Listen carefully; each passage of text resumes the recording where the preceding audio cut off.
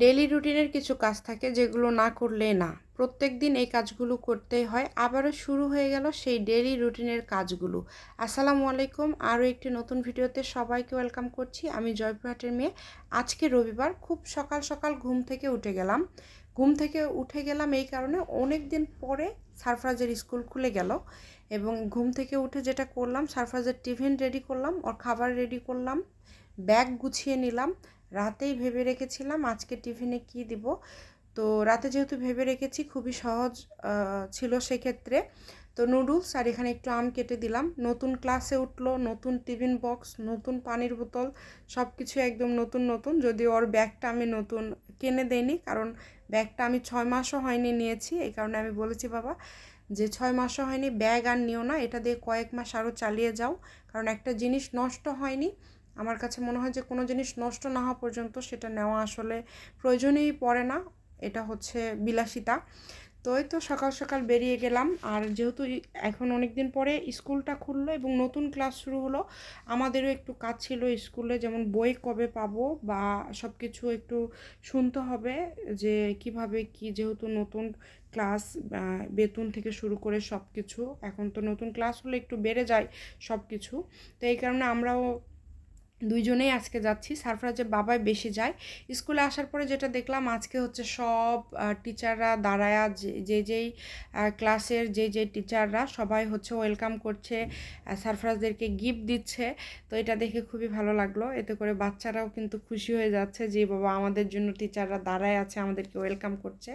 তো ওকে ক্লাসরুমে বসায় দিয়ে আমরা হচ্ছে অফিসে যে কাজগুলো ছিল সেই কাজগুলো করতে চলে গেলাম। যেহেতু নতুন ক্লাস, আর ড্রেস পরায় নিয়ে আসিনি এখনও। ড্রেস নাকি ওদের চেঞ্জ হবে, যদি আজকে পাই আগামীকাল থেকে ড্রেস পরে আসবে। তো যখন আসছিলাম তখন কোনো বৃষ্টি ছিল না, তারপরে বৃষ্টি শুরু হয়ে যায়। আমরা কিছুক্ষণ ওখানে অপেক্ষা করলাম। বৃষ্টি থেমে যাওয়ার পরে আমাদের কাজও শেষ হয়ে গিয়েছে, এখন আমরা চলে যাচ্ছি। আর এখন বাজে সন্ধ্যা 7:30। বাসা থেকে বের হয়েছি সারফরাজকে নিয়ে যে একটু ঘোরাফেরা করি সবাই মিলে একসাথে। সারফরাজের এতদিন স্কুল অফ ছিল, কোথাও ঘুরতে যাওয়া বা কোনো কিছু করা সেভাবে কিছুই করা হয়নি। আজকের আকাশটা দেখেন এত বেশি সুন্দর। আমার কাছে আকাশ অনেক বেশি ভালো লাগে, আমি আকাশ খুবই পছন্দ করি। আকাশের দিকে তাকিয়ে থাকতে আমার ভালো লাগে, মনে হয় আকাশ আমার সঙ্গে কথা বলছে, এরকম একটা বিষয়। এবং আকাশের কাছে আমিও সব কিছু শেয়ার করতে পারি। তো আকাশটা খুবই সুন্দর, এটা যারা আকাশ পছন্দ করে তারা শুধু বুঝবে, এছাড়া অন্য কেউ বুঝবে না কিন্তু। আর এই রোডে সব সময় এত বেশি জ্যাম থাকে, এই সন্ধ্যার দিকে আমার এই সময়টা এখানে বের হতে মন চায় না, যেহেতু মানে একটু তাড়াতাড়ি বের হব এই কারণে, আর এই রোডে আসবো এই কারণে কোনো উপায় নেই, বের হতেই হবে। চলে আসছি জামুন রেস্টুরেন্টে। জামুন রেস্টুরেন্টের কিছু খাবার আছে যেটা আমার অনেক ভালো লাগে। এই যে আমার ছোট্ট আব্বাজান, আমার রাজপুত্রটা, মাঝে মাঝে ওর মুড একদম অফ হয়ে যায়। তো যখন ওর মুড অফ হয়ে যায় তখন আমি চেষ্টা করি কিভাবে ওর মনটা ভালো হবে। আর প্রত্যেকটা বাচ্চার সাথে দেখবেন যে একটু সময় পার করবেন। বাবা মা দুইজনেই আসলে বাচ্চাকে সময় দেওয়া উচিত। যদি আমরা সময় না দেই, বাচ্চারা কিন্তু দেখবেন যে আমাদের থেকে একটু দূরে সরে যায়। তো যখন মাঝে মাঝে এরকম একসাথে বের হই, তখন সারফরাজের জন্যই আসলে বের হওয়া হয় এখন। কারণ একটু সময় কাটালে ওর ভালো লাগে, এটা আমরা বুঝতে পারি। তাই আমাদের মধ্যে যাই হোক না কেন, সারফরাজের জন্য দিন শেষে আমাদেরকে সব কিছু মানে খুব সুন্দর করে মেনটেন করতে হয়। আর জামুন রেস্টুরেন্টটা কিন্তু অনেক বড় এবং বসার অনেক জায়গা।